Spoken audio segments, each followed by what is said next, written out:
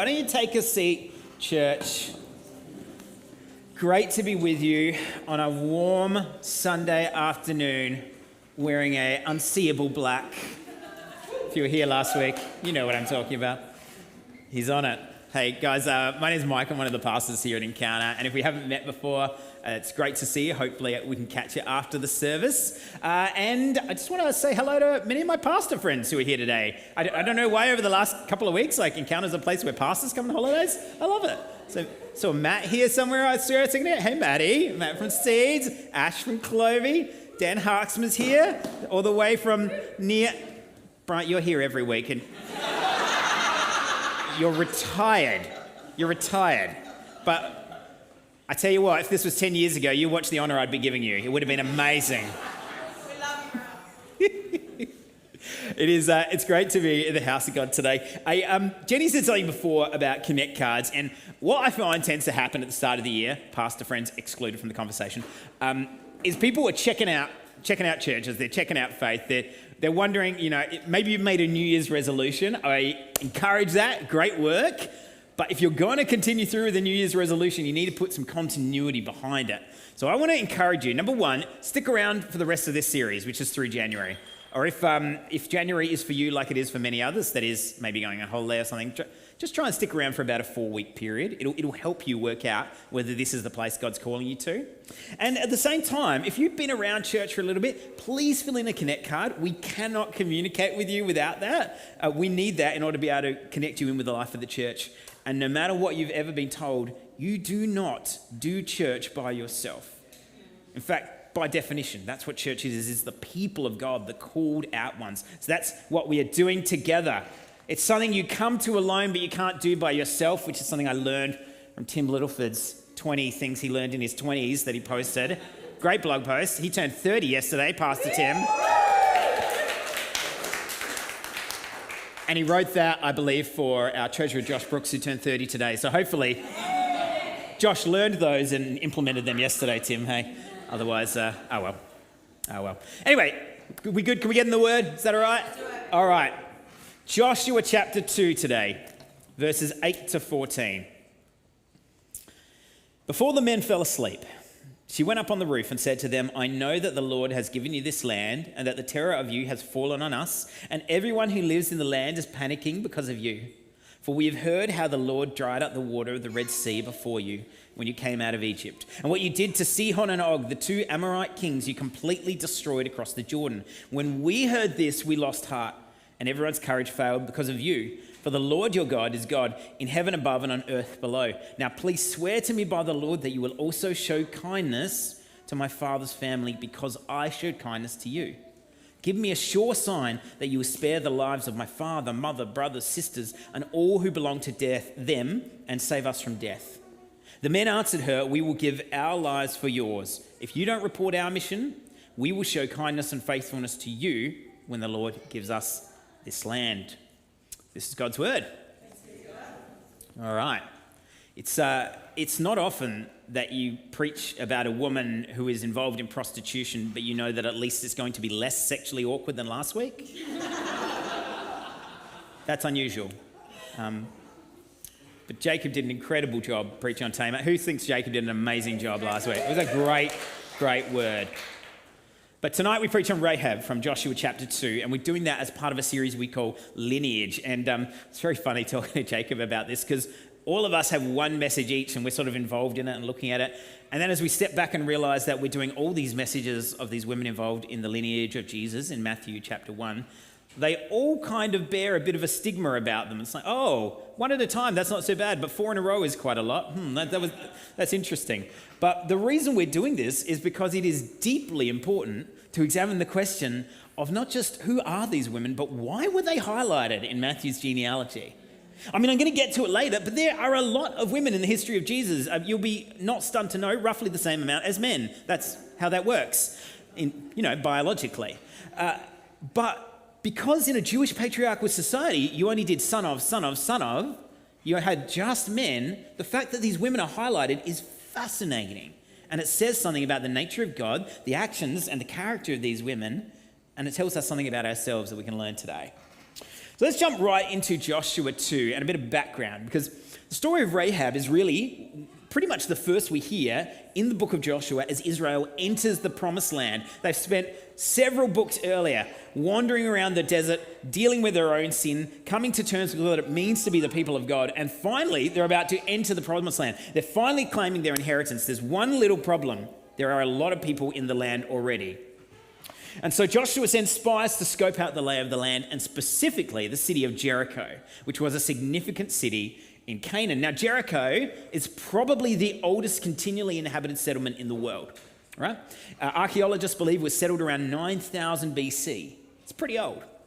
By the time the Israelites got there, Jericho was already a well-established city. It's thought that it might have been a location of worship to lunar gods, moon gods. So ancient pagans believed that the lunar gods controlled the seasons and their agriculture. And if they control your agriculture, they control your income. So that's very important. Importantly for our story, Jericho also contains archaeological evidence of the oldest known protective wall in the world. A wall that Israel had to knock down in order to take Jericho and would famously become part of the story of Jericho. So these spies, they sneak into Jericho. And as foreigners who would stand out in a city of that size in, the early Middle East, they make sure they go to a place that is welcoming of all men, regardless of their background. They go to a brothel. Let's take a minute to look at prostitution in the Bible, given the very different culture we live in today. Now, much like in the story of Tamar that we heard last week, it's important that we understand that prostitution has never been acceptable in the eyes of God. Okay? I'm going to explain a few things about that today. In the law given by Moses in Leviticus 19, prostitution is seen as something that lessens people. And it's actually far deeper even than this. The act of prostitution is one that involves physically selling your body. Now, to do that, you must make some theological statements, whether you realize it or not. I don't know if you realize, but every time you make a decision with your body, you are making a theological statement or two. You probably don't think about that at the time. The first one that you make is by selling your own body, you're saying this: my body is mine to sell, right? That's a very popular idea at the moment. My body belongs to me. But of course, logically, that's not really true. Your body was formed in someone else's womb, so it belonged to them beforehand, and you are a gift from God. Everything we have is a gift from God. So we get these things on loan, but we got to take care of them.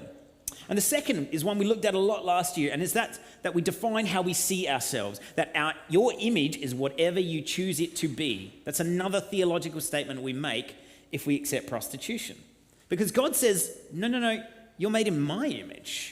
So what we do with the human body, and I want to be clear, I'm not saying every one of these is a bad thing, but whatever choice we make about our human body, what we wear, how we live with sexual ethics, whether we get tattoos, what we eat or overeat or undereat, whether we self-harm or have overindulgence in any kind of drug or alcohol, all of that is a theological statement on who we believe this body belongs to and which image we believe we are made in. If we think the body belongs to us, okay, well, it's hard to argue you can't do what you want with it. But if the body is ultimately a gift from God, then maybe we should take care of it in the way that God is asking us to. There's a variety of ways we have to look at that.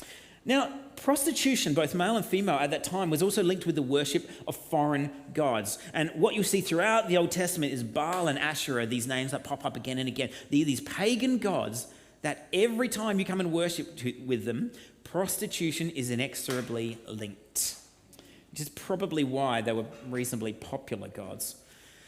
They're a rejection of God's good gift. It's a degrading of the human body. It's a rejection of the worship of God in order to worship our own immediate desires. 1 Corinthians 6 reminds us of this. This is what it says. Don't you know that your bodies are a part of Christ's body? So should I take a part of Christ's body and make it part of a prostitute? Absolutely not. He goes on to say, don't you know that your body is a temple of the Holy Spirit who is in you, whom you have from God? You are not your own, for you were bought at a price. So glorify God with your body. Now, if you ever wonder why we shouldn't casually just throw the phrase sex work around, it's because there's nothing casual about it, right? Throughout generations in the past, particularly in the church, one of the problems has been we've gone very hard on this without explaining why. In the modern generation, the problem is we tend to paper over it and go like, you've got to live your life. It's like, well, by doing that, you're leading people into harm, implicitly or explicitly. It's just no good. It's not simply an alternate version of employment. It's not sex positivity, it's sex horror on both the perpetrator and the person who is involved. Well, both are perpetrators in a sense. So don't let the culture around you encourage you to play that down. I want to start there. And in fact, Leviticus 19 says this. It suggests that there's something about the behavior of prostitution that's so damaging to the human soul that the land itself is impacted. Listen to this. Do not debase your daughter by making her a prostitute, or the land will be prostituted and filled with depravity. So there's a link between the attitude that leads us to prostitution and an attitude that destroys everything around us. Now, this is quite full on. Okay, welcome. Happy January. But I want it to be clear. I want two things to be really clear. Number one, prostitution is against the will of God. Full stop. End of sentence. Number two, how staggering an idea it would have been for God's spies to enter the promised land in his name and go into a foreign city and enter a foreign brothel, probably filled with shrines to foreign gods. There is basically nothing more transgressive they could have done unless they sat down there and ate a nice pork meal as well. That's about as bad as it could have gotten. It's important that we don't overlook how staggering it is, not because this is full of sin, but because right now we are listening to a message about a foreign prostitute who is celebrated as being part of the birthright of Jesus Christ. How do we get from there to there? We have no idea what went on in the brothel with the spies. And we should consider this not cynically a strategic decision, not a sinful one, right? I get where cynicism leads us in this. That's unhelpful. In fact, take a note. Cynicism is generally unhelpful for your life. But we should consider a strategic one because logically this is the best place for foreign agents like the Jewish spies to pick up information about people they need in a hurry in a space that they're going to be roughly accepted. But the king of Jericho discovers their presence. And so he sends a messenger to Rahab to bring out the spies and bring them to him. Now, Rahab has a choice here. It seems like a pretty easy choice, honestly. Choice number one, the king's messenger is here asking you to give over foreign spies who have come to your city with a stated aim to destroy the city. And probably if you give them to me, you'll get a reward. Or option two, don't. She chooses option two.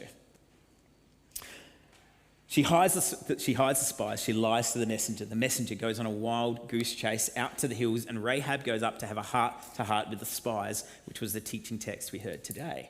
Now, she says that she knows that God has given them this land, that the whole land is in fear over what God is about to do. This is why the king has sent a messenger for the spies. He is stressed out. So she asks for mercy, but not just for her, but for her whole family. She becomes, as we'll hear next week, a kind of kinsman redeemer, a savior for her family. And she asks the Hebrew spies to pledge this by God. She doesn't say, promise me, because guess what? She's a prostitute. How many false promises do you think she has heard from men in her life? One or two, I would wager. One or two. So she doesn't go, hey, promise me you'll come back and pay me later. Promise me you'll do the right thing. No, she says, swear by your God. I can't trust your name. I can't trust your promises, but I want you to swear by the person who I can trust in. Says, I don't trust your best intentions. I don't trust your best actions. Swear to me by the Lord, Rahab says. So she asks that God bear witness to them and take responsibility for that decision. In essence, she asks that, look, guys, I'm sure you're going to do your best. I'm sure you're going to save me. But you know what? I'm going to take my chances with God rather than you guys.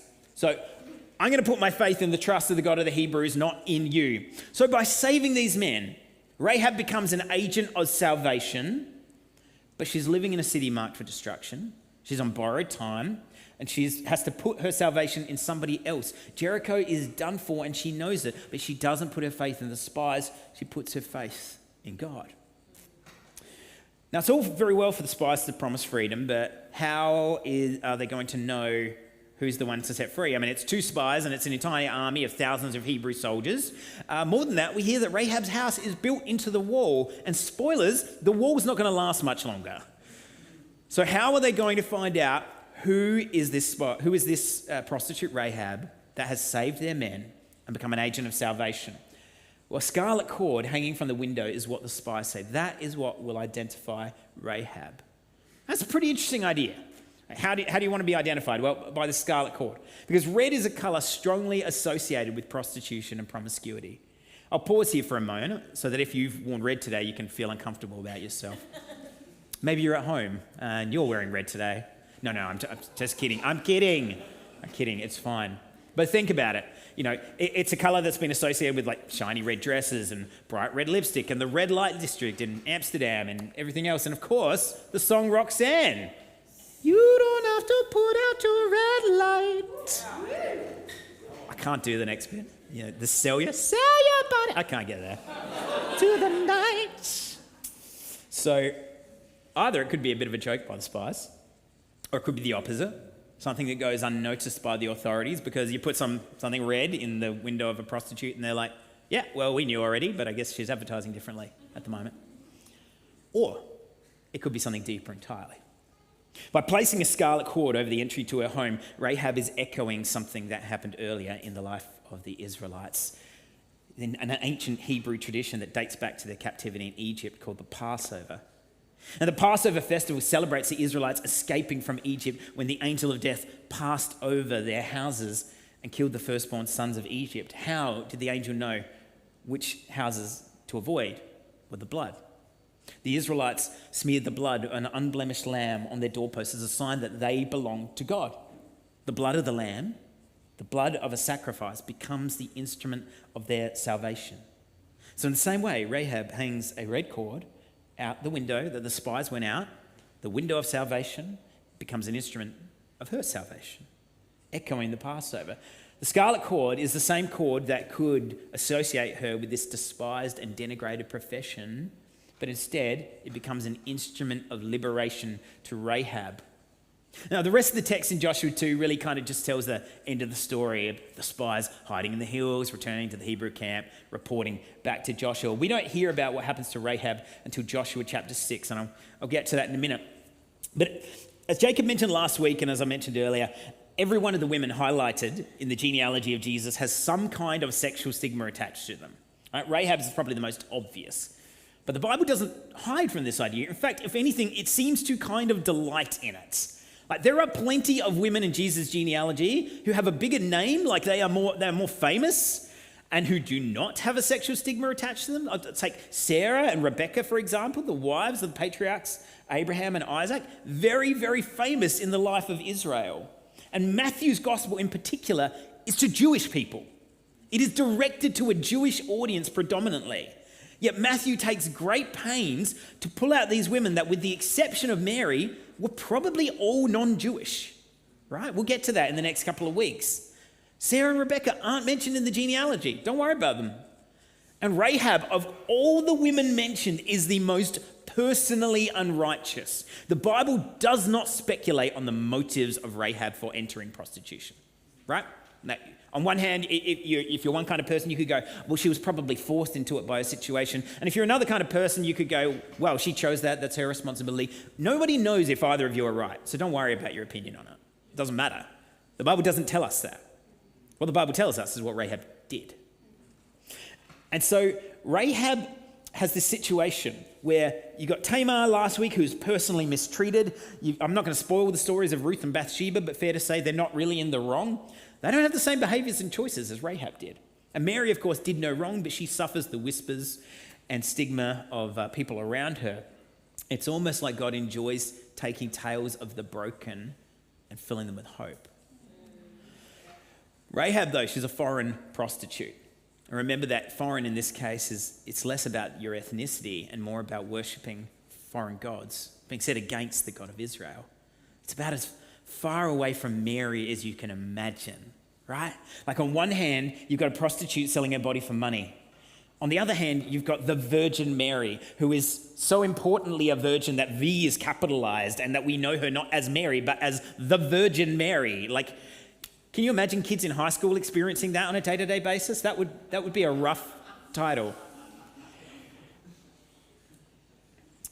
There's no question that virginity in the Bible before marriage is seen as honored and encouraged, that her bodies are to be set apart for him. We also read in the Bible that after Mary was married to Joseph, but before the birth of Jesus, they didn't sleep together. They waited until after Jesus was born to consummate the marriage. And we know they did consummate the marriage because Jesus had brothers and sisters. Mary was a woman who was deeply righteous in the way she used her body. Rahab clearly was not. Rahab has a history. A foreign prostitute is included into God's family, into the royal line of King David, into the birth of Jesus Christ himself. Why? Like, this should be the question. Why is God doing this? Like, is this how you would set it up if you were running things? Like, oh, I'm trying to get, the best possible bloodlines. Let's try and make sure that we're setting up with the best for the future. Yeah, let's include a pagan worshipping foreign prostitute. What do we think about that? Yeah, we'll involve that. And before you go, that's obviously a terrible idea. Just remember that when the Russians and English have tried to manipulate bloodlines, it hasn't gone that well, really. So maybe God knows what he's talking about. Why? Why is a foreign prostitute included into God's family? There's one word: faith. Rahab is a woman of faith. Rahab is mentioned in Hebrews chapter 11, the famous hall of faith, where the only people mentioned are people of enormous faith, where the writer of Hebrews gets partway through and then he goes, honestly, I don't have time to tell you all about the other people of faith, but I just needed to mention Rahab because that's how much faith she had. This is really important to catch because Rahab is a sinful woman in a corrupt and damaging industry. She lives in a life in opposition to God, yet God meets her literally where she is at, in the brothel, to save her, because she puts her trust in him and not her circumstances. Friends, God is looking for people to put their trust in him. People with faith to change their circumstances through what God can do in their circumstances. He says that he is who he says he is, that he will do what he promises he will do. But if all we can see is the situation we're in, whether that's our workplace, whether that's a health diagnosis, whether that's a friendship situation, if that's all we can see, we will not have the faith to allow God to lift us out of it. Rahab was in a far lower place than most people in this room will ever experience, but she had faith that God would lift her out of it. Rahab is saved by her faith, not her behavior. God didn't come to her in the brothel and go, well, once you've left the brothel, then we'll talk. Isn't that interesting? Because I just gave you a really lengthy explanation about how much God is against prostitution. But instead, God said, no, you're here and your faith is enough. Let me use that right now. Let me use the faith you've got. Doesn't matter how little you feel you have, it's enough for me to use to save an entire nation of people right now. See, the outworking of faith is righteousness. Faith in God should produce obedience to God, and obedience to God should produce righteousness, that is right living, right behavior, a life that honors God. It should. And friends, make no mistake, a life that honors God is not just about not getting God mad at you. It's about stepping into a life that God is saying, if you do this, as a general rule, your life will be better than the life of someone not living in righteousness, right? That's not the reason to do it. The primary reason to do it is faith. We trust that God is who he says he is, and he'll do what he says he'll do, and that his ways are better than our ways. This isn't just an abstract idea. It is deeply personal. It's a blessing to you from God. Now, speaking of blessings, how does Jesus fit into all this? Well, Jesus was born into royal blood, but he wasn't born into wealth and power. His family was under risk of judgment and persecution. As the Son of God, he had everything available to him: power, authority, divinity, not bad. But he gives it up in order to live on earth as part of God's family and to create a way for them to become the family of God. So Rahab is a signpost. She's a signpost pointing to Jesus. She's a broken signpost, like we all are, a bit worn down by life, but pointing vaguely in the right direction. And God's like, you know what? I can use that. I can use that. She points to the true Saviour to come, because Jesus is a true and better Rahab. Where Rahab stood between the powers of destruction and the people of God, Jesus stood between death and all people. Where Rahab risked her life to set the spies free, Jesus gave his life to set you free. Where Rahab displayed a scarlet cord to gain her freedom, Jesus shed his scarlet blood to wash you of your sins. And where Rahab's faith allowed her and her family to become part of the family of God, Jesus' faith allows you and your family to become a part of his. That is everything that Christ has done for you. Rahab saved the spies. Yes, Jesus saved the world. Rahab has a testimony that echoes throughout generations. Jesus has an act and a works that impacts your life right now today. Jesus is the true and better Rahab. She was a flawed person pointing towards God's future like us, but Jesus is God's better future. So by the way, who did Jesus spend all his time with on earth again? Tax collectors, drunkards, prostitutes. Son of Man did not come to be served, but to serve. And this title, there's this one criticism that Jesus wore like a badge of honor, that his enemies would call him a friend of sinners. And he said, I didn't come to heal the healthy. They don't need a hospital. I came to heal the sick, the broken, the wounded. The temptation when we read a story like the story of Rahab's is to view ourselves in the position of God and go, how would I judge Rahab? Would I judge her with more compassion? Would I judge her with more righteousness? Which one would I hold?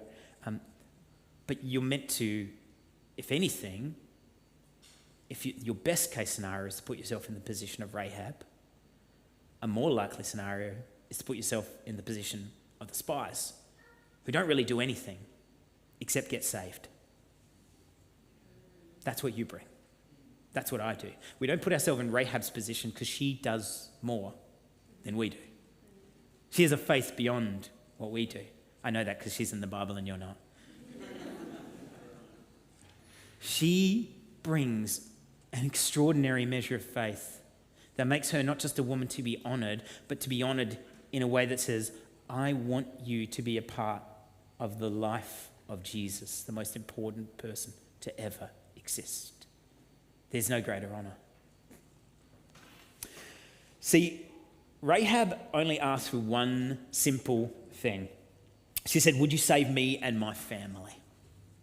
That might be your prayer today. Either you feel far from God and you need saving, or there's someone in your life who you're like, I'm desperate for them to know Jesus for themselves. It's a real prayer. And to those in that situation, I just want to remind you that God is not done with you, and he's not done with your family, and he's not done with your friends. He loves them more than you do. He chases them down more than you do. He forgives more than you do. He redeems more than you do. He has more grace than you do. He doesn't stop. God doesn't stop with this stuff. And because God heard Rahab's prayer, that prayer to save me and my family, he saved her despite her. That's how God works. He saves you despite you. And where she asked for her family to be saved, that is not to be killed, he said, what if I did something a little bit different? What if instead of making sure your family doesn't die, I invited your family to be a part of mine? See, at the end of the story of Jericho, we hear that Rahab is with Israel but outside the camp. Joshua said, put her outside the camp because she's foreign, and this is just how we're going to do it for holiness clause, Leviticus stuff. But by the very end of the chapter, we hear, and Rahab lived among the people to that day. Now, we don't know exactly what happened with Rahab and her husband Salmon. We know who her son was. Tradition has it that Salmon was one of the spies. I guess that would make sense. We don't know that. That's just Hebrew tradition. What we do know is that Rahab and Salmon had a son named Boaz, and without stepping on Jazz's sermon next week too much, I think it's fascinating that one of the definitive characteristics of Boaz is his respect and honour of women as the son of a prostitute. Fascinating. God's faithfulness is deeper than ours. God's solutions are better than our wildest prayers. The prayers you are praying for your deepest pains right now, God's solutions are bigger, better, more holistic, more far-reaching than any of them. And some of you have stepped far enough down the journey of faith that you've seen this. And most of us need to experience it again. You taste it once and then you're like, great, and you sort of coast along there and you forget. But again and again, God says, no. You need to work your faith like a muscle. Like it's so important. They do little Sunday school songs about it. Like you've got to work that faith like a muscle. You've got to practice it again and again. If you have, though, just this much faith, just a seed of faith, watch what I can do with it. And friends, if you've come to church today and you don't know what to expect from God, maybe this is new for you. Maybe you've come from far away. Maybe you're coming back to Jesus and you're like, I just don't know what I'm going to expect from God. I don't know what God's going to expect from me. I don't know how I feel about God. There's a lot of emotions going around. All you need is this much faith. The tiny seed of faith, a mustard seed of faith. A mustard seed, the smallest of seeds. And God will use it for something powerful. And it won't be what you want. It'll be what you need. Bigger, better. But you've got to trust him. Hey, band, you guys can come back up if you want. But you might have come today and you just got a bit of a past, like Rahab. Right? I explained in some detail about Rahab's past earlier. You probably don't have a past like that. But if you do, there is grace for you. There is new life for you. There is total redemption for you. Because one of the things that we believe so firmly at Encounter, because we know this is who God is that God loves you just as you are, and he loves you too much to leave you as you are. He'll meet you exactly where you are. You do not have to behave the right way to get God's approval. It doesn't work that way. You can't. What you can do is believe. Say, God, I've got a little bit of faith in me. Would you take that? Would you grow it? Would you transform me? Because I think this is all I have. I think this is all I have right now. And God is the God who meets people exactly where they're at. He welcomes you into his family, and you cannot control everything. You can't control all your situations. You can control how you respond to God. When God says, follow me, what are you going to do? When God says a little bit of faith, what are you going to do? When God says jump, what are you going to do? Take that small piece of faith and leap. Let me pray.